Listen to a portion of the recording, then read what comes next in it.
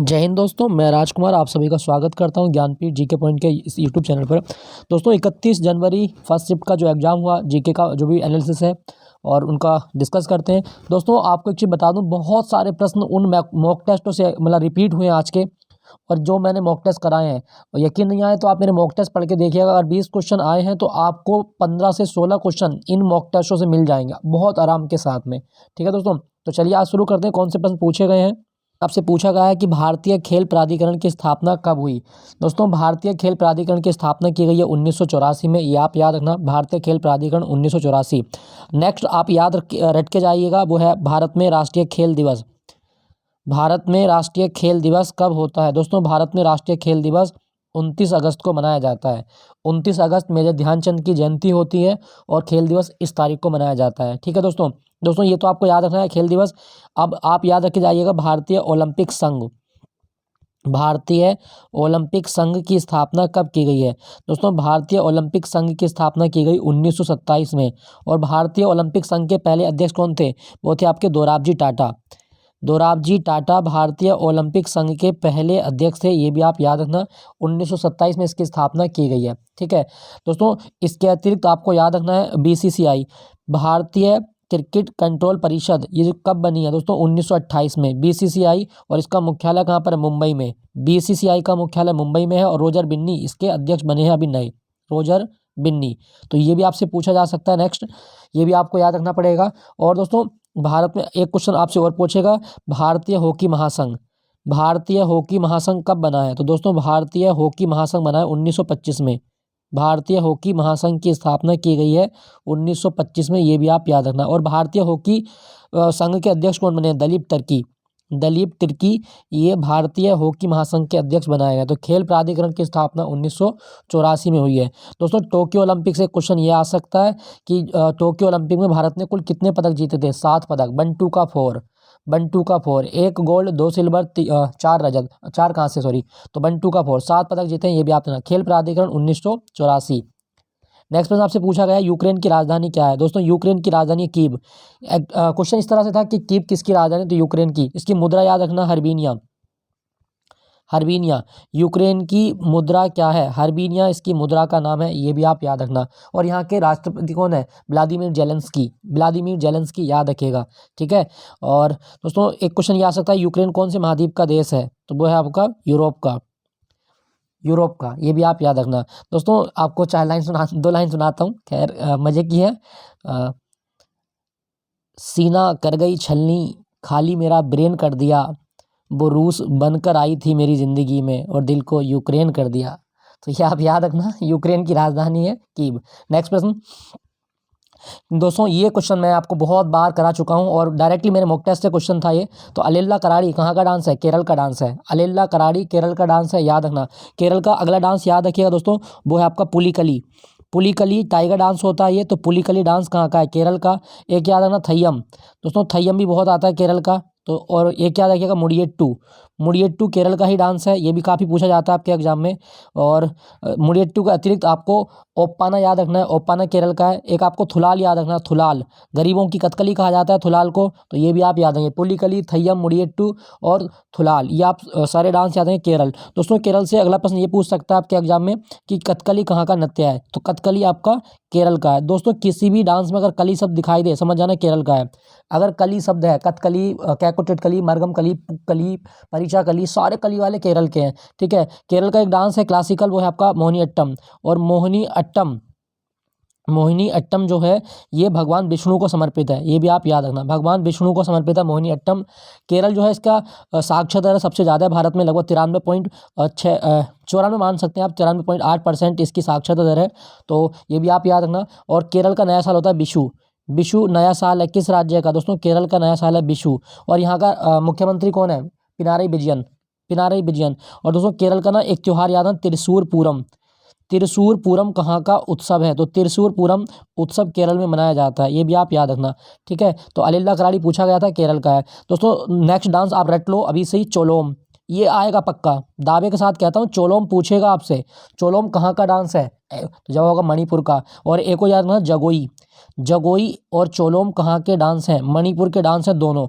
आने वाली शिफ्टों में रट लेना इस क्वेश्चन को, चोलोम और जगोई कहाँ के डांस है, मणिपुर के। और एक डांस और रटना, इसको मैं साफ कर देता हूँ अभी, वो डांस है आपका दोस्तों संगराई। संगराई कहाँ का नृत्य है दोस्तों, संगराई भी डांस आपके एग्जाम में रिपीट होगा, और यह है आपका त्रिपुरा का। संगराई डांस कहाँ का है, त्रिपुरा का। और त्रिपुरा का एक और याद ना, होजागिरी। होजागिरी डांस कहाँ का है दोस्तों, होजागिरी डांस भी आपका त्रिपुरा का है। क्लियर हुआ। तो अलीला कराड़ी पूछा था, केरल का था। नेक्स्ट प्रश्न आपसे पूछा गया दोस्तों, छठ पूजा में किसकी पूजा होती है, तो छठ पूजा में पूजा होती है भगवान सावित्री की, सूर्य की पूजा की जाती है, और ये बिहार का त्यौहार है। बिहार का त्यौहार है छठ पूजा, ये भी आप याद रखना। एक त्यौहार याद रखना, वांगला, ये क्वेश्चन आ सकता है आपके एग्जाम में। वांगला, इसमें भी सूर्य की पूजा होती है, और ये मेघालय का त्यौहार है। मेघालय का त्यौहार है वांगला, ये भी आप याद रखना। ठीक है दोस्तों। एक त्यौहार आप याद रखना, पोंगल, और पोंगल तमिलनाडु में मनाया जाता है कितने दिन तक, पोंगल तमिलनाडु में होता है 4 दिन तक। तो कभी क्वेश्चन आए कि पोंगल किस राज्य का त्यौहार है, तमिलनाडु का, 4 दिन तक होता है। पहले दिन भोगी पोंगल होता है, इंद्र की पूजा, दूसरे दिन सूर्य पोंगल, तीसरे दिन मट्टू पोंगल मतलब बैलों की पूजा, और चौथे दिन होती है आपकी कन्नुम पोंगल। तो 4 दिन का त्यौहार होता है। एक त्यौहार और याद रखना, पोला। पोला कहाँ का त्यौहार है दोस्तों, पोला आपका महाराष्ट्र का। पोला फेस्टिवल महाराष्ट्र का फेस्टिवल है, ये आपसे पूछा जा सकता है, ये भी आप याद रखें। लो एक और रट लो फिर, ये क्वेश्चन रिपीट मैं पेपर आउट ही कर रहा हूँ एक तरीके से। मोत्सू, ये क्वेश्चन आएगा डेफिनेटली। मोत्सू उत्सव कहाँ का है दोस्तों, मोत्सू उत्सव है आपका नागालैंड का। बिल्कुल क्वेश्चन रट लो, आएगा क्वेश्चन।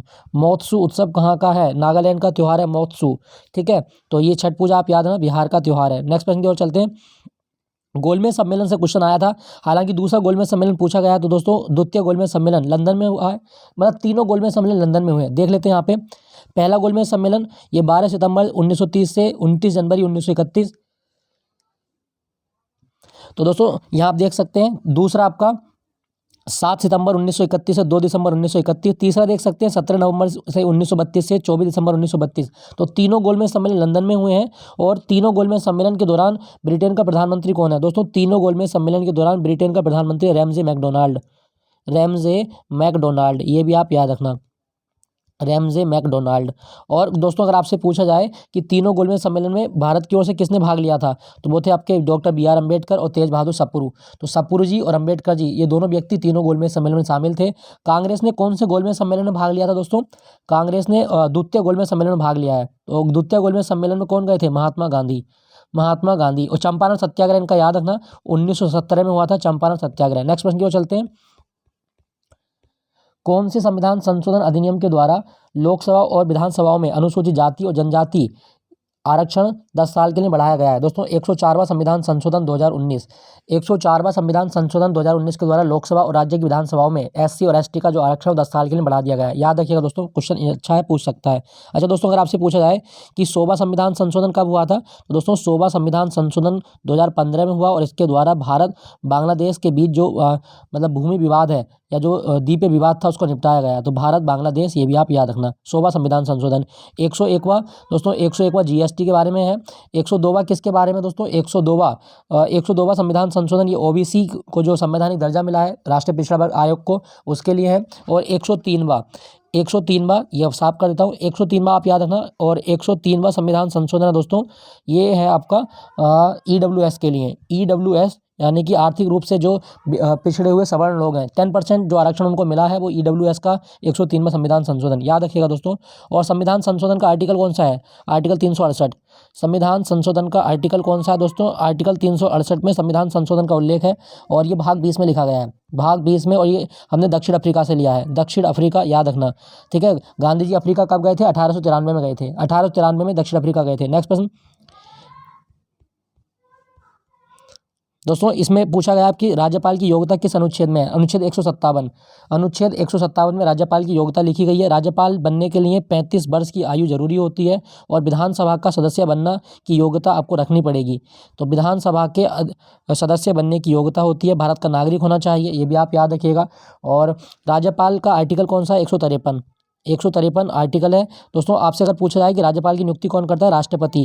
और सामान्यतः राज्यपाल की नियुक्ति 5 साल के लिए होती है, लेकिन जब तक राष्ट्रपति चाहे तब तक राज्यपाल अपने पद पर रह सकता है। ठीक है दोस्तों। और आपसे पूछा जाए कि राज्यपाल का पद कहाँ से लिया गया, कनाडा से। राज्यपाल का पद कनाडा से लिया गया, ये भी आप याद रखना। भारत में पहली राज्यपाल कौन थी, सरोजिनी नायडू। भारत में पहली राज्यपाल कौन थी, सरोजिनी नायडू, यूपी में बनी थी, ये भी आप याद रखना। क्लियर हुआ दोस्तों, तो ये आप याद रखिएगा। नेक्स्ट आपसे पूछा गया है दोस्तों, प्रयाग प्रशस्ति अभिलेख, प्रयाग प्रशस्ति अभिलेख किससे संबंधित है? समुद्रगुप्त से, समुद्रगुप्त से संबंधित है। इसे भारत का नेपोलियन कहा गया है, भारत का नेपोलियन किसे कहा गया? समुद्रगुप्त को। और आपको याद रखना है इसने कविराज की उपाधि धारण की है। कविराज की उपाधि किसे मिली है? तो इसे अपने सिक्कों पर बीड़ा बजाते हुए दिखाया गया है और इसको कविराज की उपाधि भी दी गई है। दोस्तों प्रयाग प्रशस्ति अभिलेख जो है ये किसने लिखा है? हरिशेन ने लिखा है। प्रयाग प्रशस्ति अभिलेख हरिशेन, ये भी आप याद रखना। क्लियर। नेक्स्ट प्रश्न आपसे पूछा गया था दोस्तों, पंजाब के लोक नृत्य है। दोस्तों पंजाब के लोक नृत्य हैं भांगड़ा, गिद्धा, सुम्मी, किकली, जागो। गिद्धा और भांगड़ा में अंतर क्या है? दोस्तों गिद्धा जो होता है वो महिलाएं करती हैं, फीमेल करती हैं, गिद्धा फीमेल करती हैं। और एक चीज़ याद रखना, भांगड़े का राजकुमार कौन है? मैं लिख देता हूं दोस्तों, भांगड़े का राजकुमार कौन है? तो भांगड़े का राजकुमार आपका, और वो है आपका भांगड़े का राजकुमार सुखवीर सिंह। भांगड़े का राजकुमार किसे कहा जाता है? सुखवीर सिंह को भांगड़े का राजकुमार कहा गया है। याद रखना इसके बारे में, ठीक है दोस्तों। और पंजाब का एक त्यौहार याद रखना, बैसाखी। बैसाखी क्यों होता है दोस्तों? बैसाखी मनाया जाता है क्योंकि खालसा पंथ की स्थापना की गई थी। भांगड़े का राजकुमार सुखवीर सिंह। पंजाब के सीएम कौन है? भगवंत मान।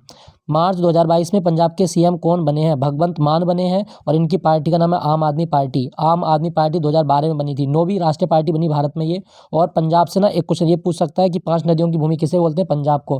क्लियर दोस्तों। चलिए अगले प्रश्न की ओर चलते हैं। 2022 में राज्यसभा में नागालैंड से सदस्य कौन बनी है? दोस्तों नागालैंड में सदस्य बनी है फांगोन कोन्याक। नागालैंड से सदस्य बनी है फांगोन कोन्याक। बीजेपी से की नेता है और बीजेपी की स्थापना हुई थी 6 अप्रैल 1980 को। भारतीय जनता पार्टी कब बनी थी? 6 अप्रैल 1980 को बनी है, ये आप याद रखना। दोस्तों नागालैंड से क्वेश्चन ये आ सकता है कि हॉर्नबिल त्यौहार कितने दिन तक मनाया जाता है? तो नागालैंड में हॉर्नबिल त्यौहार होता है, इसे त्योहारों का त्यौहार कहा जाता है। 10 दिन तक मनाया जाता है, 10 दिन तक मनाया जाता है। और राज्यसभा सदस्य बनने की योग्यता 30 वर्ष की आयु होनी चाहिए, ठीक है, 30 वर्ष की आयु। नेक्स्ट प्रश्न, जम्मू कश्मीर के दूसरे उपराज्यपाल कौन है? ये सुबह वाली क्लास में मैंने पढ़ाया आपको, मनोज सिन्हा। जम्मू कश्मीर के दूसरे उपराज्यपाल मनोज सिन्हा है। दोस्तों जम्मू कश्मीर के डांस याद रखना, रऊफ, रऊफ, हिकत, हिकत, दुमहल, दुमहल, हिकत है, दुमहल है, कूद है, कूद, बच्चा नगमा है, और मंदजास। मंदजास कहाँ का डांस है दोस्तों? वो है जम्मू कश्मीर का, ठीक है। तो ये आप याद रखना। और जम्मू कश्मीर से एक क्वेश्चन ये आ सकता है कि जम्मू कश्मीर का नया साल क्या है? नवरेह। जम्मू कश्मीर का नया साल है नवरेह। और जम्मू कश्मीर कंचौत त्यौहार मनाया जाता है, भगवान शिव को समर्पित है। और हैरात, कंचौत और हैरात दोनों भगवान शिव और पार्वती को समर्पित है। तो जम्मू कश्मीर के त्यौहार याद रखना। भारत में सबसे ज़्यादा केसर कहाँ होती है? जम्मू कश्मीर में होती है। और जम्मू कश्मीर की राजधानी श्रीनगर है। श्रीनगर को भारत का स्विट्जरलैंड कहा जाता है। श्रीनगर को भारत का स्विट्जरलैंड कहा गया है, याद रखना। अशोक ने इसकी स्थापना की थी, मौर्य सम्राट अशोक के द्वारा श्रीनगर को बसाया गया है, ये भी आप याद रखना। और जम्मू कश्मीर का इतिहास एक ग्रंथ में लिखा गया है, रास तरंगिणी में। रास तरंगिणी एक किताब है और इसमें जम्मू कश्मीर का इतिहास लिखा गया है। कल्हण ने लिखी है रास तरंगिणी, कल्हण, याद रखिएगा। क्लियर। नेक्स्ट प्रश्न आपसे क्या है पूछा गया है, मौलिक कर्तव्य संविधान में किस समिति की सिफारिश पर जोड़े गए? दोस्तों स्वर्ण सिंह समिति 1976 में बनी थी। और 42 में संविधान संशोधन हमने किया, तो 42 में संविधान संशोधन अधिनियम के द्वारा 1976 में मौलिक कर्तव्य जोड़े गए, जिनकी संख्या थी 10, ठीक है। भाग अगर आपसे पूछे तो भाग 4A में ये ऐड किए गए हैं। और इनके लिए अनुच्छेद कितना है? अनुच्छेद आपका 51A, अनुच्छेद 51A। और मौलिक कर्तव्य हमने कहाँ से लिए हैं? USSR से लिए हैं, USSR से लिए गए हैं, ये भी आप याद रखना। तो स्वर्ण सिंह समिति मौलिक कर्तव्यों के लिए संबंधित है। अगर आपसे पूछे कि 11वां मौलिक कर्तव्य कब जोड़ा गया, तो 86वें संविधान संशोधन अधिनियम के द्वारा 11वां मौलिक कर्तव्य हमने जोड़ा है, ये भी आप याद रखना, ठीक है दोस्तों। तो स्वर्ण सिंह समिति जरूर याद रखिएगा, क्वेश्चन आ सकता है। ये कोई क्वेश्चन नहीं है। क्वेश्चन है दोस्तों, हरित क्रांति के प्रथम चरण की शुरुआत कब हुई? दोस्तों हरित क्रांति के प्रथम चरण की शुरुआत हुई है 1966-67 से 1980-81। और दूसरा चरण 1980-81 से 1996-97। भारत में हरित क्रांति की शुरुआत 1966-67 में हुई है, ये आप याद रखना। दोस्तों मैं बात करूँ हरित क्रांति की, तो हरित क्रांति का दूसरा नाम क्या है? HYBP। हरित क्रांति का दूसरा नाम क्या है? HYBP। यहाँ H की फुल फॉर्म बहुत आती है एग्जाम में, high yielding variety, high yielding variety programme, high yielding variety programme, ये HYBP की फुल फॉर्म है, हाई यील्डिंग वेराइटी प्रोग्राम, याद रखिएगा दोस्तों, क्वेश्चन आ सकता है आपके एग्जाम में, ठीक है। और हरित क्रांति के जनक कौन है भारत में? MS स्वामीनाथन, MS स्वामीनाथन, ये भी आप याद रखिएगा, हरित क्रांति का जनक है ये MS स्वामीनाथन, तमिलनाडु से आते हैं। और दोस्तों क्वेश्चन कभी आए कि जब भारत में हरित क्रांति हुई तो भारत के कृषि मंत्री कौन थे? क्वेश्चन बना सकता है यहाँ से, तो आप याद ना, बाबू जगजीवन राम, बाबू जगजीवन राम बाबू जगजीवन राम ये हरित क्रांति के दौरान भारत के कृषि मंत्री थे। याद रखिएगा दोस्तों, दुनिया में सबसे पहले हरित क्रांति मैक्सिको में शुरू हुई थी। नॉर्मन बोरलॉग को हरित क्रांति का जनक माना गया। और आपको मैं बता दूं दोस्तों, हरित क्रांति का उद्देश्य क्या है? उन्नत बीज, उन्नत तकनीक और आधुनिक कृषि पद्धति को अपनाकर खाद्यान्न में उन्नति करना, खाद्यान्न को बढ़ाना, ये भी आप याद रखना, खाद्यान्न को बढ़ाना इसका मेन टारगेट है ये आपका। तो भारत में हरित क्रांति का उद्देश्य भी आया था एग्जाम में, तो बाकी जो ऑप्शन में लिखा होगा उसके अनुसार आप कर सकते थे। ठीक है, तो हरित क्रांति के बारे में आप याद रखिएगा। चलिए, अच्छा मैं आपको एक चीज़ बता देता हूँ, जब हरित क्रांति हुई थी ना, तो 1968 में गेहूँ क्रांति पर डाक टिकट जारी हुआ था। गेहूँ क्रांति पर डाक टिकट जारी हुआ था। तो ये आप याद रखना कि गेहूँ क्रांति पर डाक टिकट किसने जारी किया था? इंदिरा गांधी ने। गेहूँ क्रांति पर डाक टिकट जारी किया था इंदिरा गांधी ने। तो ये आप याद रखना 1968 में, जुलाई 1968 में हुआ था। नेक्स्ट प्रश्न आपसे पूछा गया है, शरद पूर्णिमा पर किसकी पूजा होती है? दोस्तों, शरद पूर्णिमा पर पूजा होती है देवी लक्ष्मी की। देवी लक्ष्मी की पूजा शरद पूर्णिमा पर की जाती है, ये भी आप याद रखना। ठीक है, और दोस्तों अगला प्रश्न आपसे क्या पूछा गया था? जनसंख्या के आधार पर भारत में बिहार की रैंक क्या है? ये क्वेश्चन पूछा गया था। तो बिहार की रैंक है तीसरी, ये आप याद रखना। दोस्तों यहाँ पे आप देख सकते हैं कि भारत में सबसे ज़्यादा जो जनसंख्या है वो कहाँ की है? तो उत्तर प्रदेश की सबसे ज़्यादा जनसंख्या है। ठीक है, और फिर महाराष्ट्र, फिर बिहार, फिर पश्चिम बंगाल, फिर मध्य प्रदेश। तो ये 5-6 राज्य हैं, आपको याद रखना है। क्वेश्चन बना सकता है कि इनमें से कौन से 5 राज्यों में नहीं आता? तो यूपी, महाराष्ट्र, बिहार और पश्चिम बंगाल। दोस्तों क्या आपको पता है कि भारत में मेट्रोपॉलिटन शहर सबसे बड़ा कौन सा है? जनसंख्या के अनुसार भारत का सबसे बड़ा मेट्रोपॉलिटन शहर कौन सा है? तो दोस्तों आपको याद रखना है मुंबई। भारत का सबसे बड़ा मेट्रोपॉलिटन शहर कौन सा है जनसंख्या में? वो है मुंबई।